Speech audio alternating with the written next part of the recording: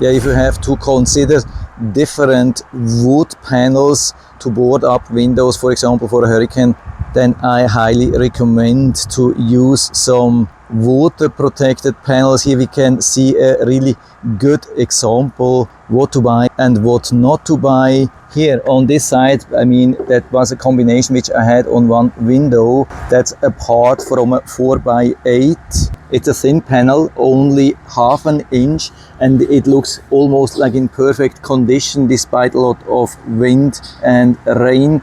And on the other side, it's totally bent. I think we can see that better from this side. You can see totally bent, even though it's much thicker. It's 3/4 of an inch. So you would expect that this was holding up much better, but it's not. And there was actually not a lot of rain from this side, and it already has bent despite it's thicker, but it's normal unprotected plywood compared to the thinner protected one, which is much better. So if you have to decide between a thicker unprotected and a thinner protected one, I would definitely go with the thinner water protected panel. So that's what I wanted to show, and I hope I've been able to help you a little bit with this video. If you have any questions or comments or want to share your own experience, then just let us know down in the feedback area. I'm always happy to talk about these things, and if you liked the video, give me a thumbs up, subscribe my channel. Thanks for watching, see you next time.